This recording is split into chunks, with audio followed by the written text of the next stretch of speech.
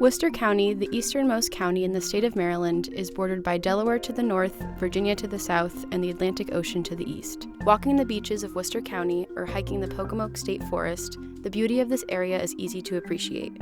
Perhaps you've wondered what life was like years ago before highways connected our county, before we welcomed summer visitors, and before the settlers came. As we approach the nation's 250th anniversary, we have an opportunity to share a deeper appreciation of our history. We can look back to acknowledge faults, celebrate our successes, and work together to make sure the future includes opportunities for everyone. Archaeologists studying the history of Maryland have found artifacts dating back 13,000 years ago.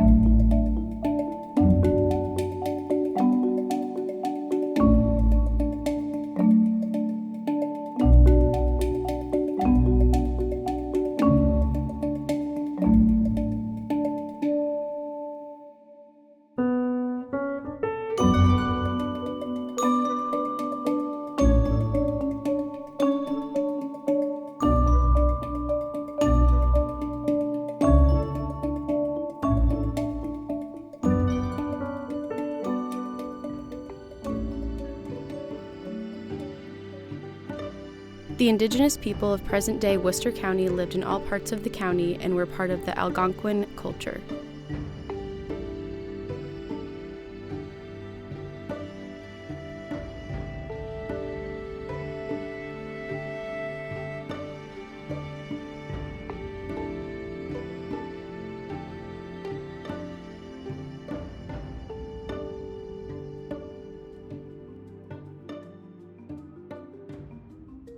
Some of what we know about Worcester County history comes from reports from different European explorers and visitors.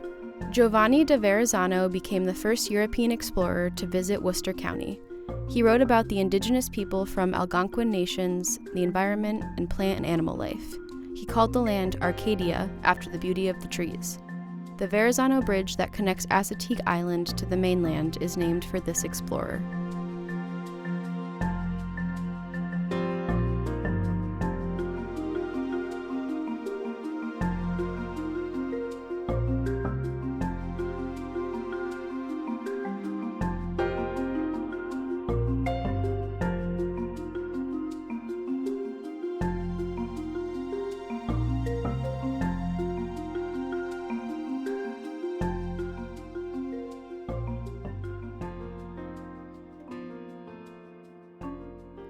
Another visitor to Worcester County was a man named Henry Norwood. Norwood was active in the Royalist cause at the outbreak of civil war in England. In 1649, after the beheading of Charles I, Norwood set out for Virginia.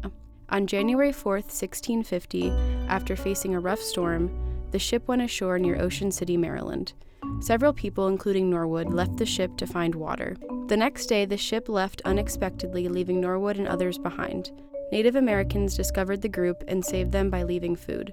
Eventually, they found a common word, Accomack, and the Indians were able to lead Norwood down to Virginia after several weeks. After Norwood's adventure, he returned to his home country. Oliver Cromwell had taken over England. Norwood met with Charles and earned the position of Treasurer of Virginia. Norwood used his money to buy guns and help the Cavaliers. He also fought for King Charles II and was put on trial for insurrection, imprisoned at the Tower of London. Norwood's survival and subsequent support for Charles II helped further the colonization of America. If Norwood hadn't survived and made his way back to England, the pages of history might look very different today. Unfortunately, the peaceful approach was not returned. Colonel Edmund Scarborough was born in England but left for North America and settled in Virginia's eastern shore around 1628. He owned land that extended into Maryland and became obsessed by the idea of eliminating the Indians at any cost. He requested the aid of Maryland authorities, but Maryland officials rejected his proposal. He decided to wage his own war specifically against the Assateagues. However, he noted in his own report that the Assateagues were harder to find than to conquer, and what was known as the Seaside War of 1659 came to an end. During the 16 and 1700s, multiple treaties were signed by Assateague and Pocomoke nations and the provincial government of Maryland. These treaties diminished property rights and made it difficult to maintain hunting, fishing, and farmland.